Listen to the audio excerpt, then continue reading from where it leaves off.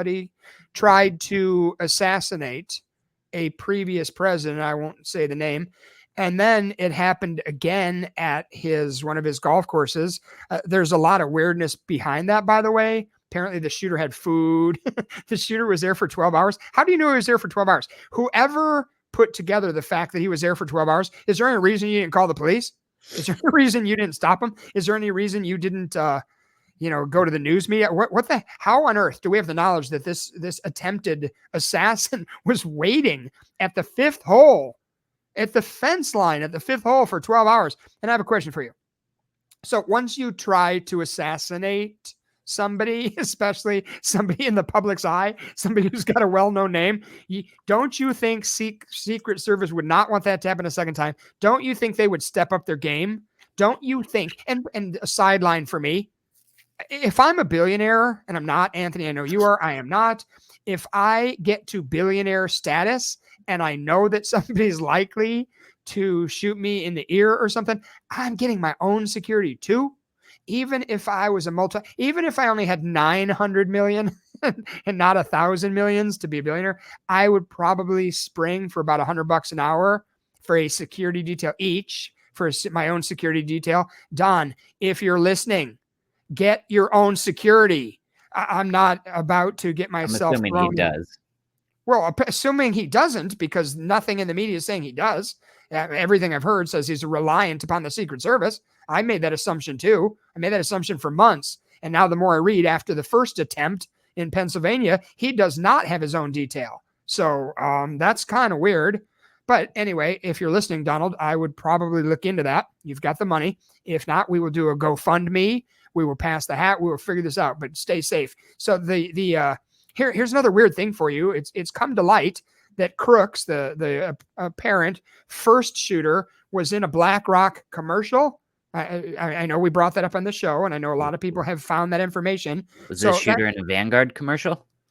BlackRock. They don't say the word Vanguard. Vanguard is under the radar in a lot of dealings with BlackRock. So, but guess what? So the new shooter, the one from last Sunday, the newest shooter, he was also in a BlackRock commercial. Boy, it's a small world.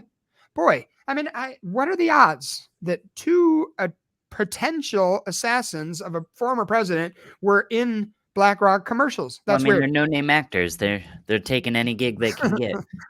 Did you say no-name actors? Yeah. I'm not even sure they're really actors, but anyway, they were both in a commercial for BlackRock. So you know what, Secret Service, I got an idea for you. I put it together as soon as I heard about this new one. Instead of like trying to scope out places the president might be and trying to wrap him in a hedge of protection, just start watching BlackRock commercials so you can find your next shooter. The pattern so far is male, but I would probably comb through BlackRock commercials and be proactive at this point. But moving on. So you know what you didn't hear? You know what you might start hearing, because now it's starting to be difficult to contain. You heard about the golf course wannabe shooter. You heard about the the roof shooter. You know what you haven't heard about yet? I don't think. There was a car bomb just yesterday. Today, by the way, is the 19th of September as we record. There was a car bomb at his rally in Nassau Stadium in New York. I wrote some notes, I didn't want to mess up where it was. It was in Uniondale, New York. There was a car bomb. Apparently a bomb sniffing dog alerted somebody to the car bomb, but it wasn't a police or a Secret Service bomb sniffing dog. It was a civilian. How many people, Anthony? You're 34. I'm 60. Sam, I don't know. You're around Anthony's age. How many people have you met in your life that have their own private home bomb sniffing dog? I mean, I could probably count it on one hand, and I'm 60. How dumb is this country that I actually have to tell you? Yeah.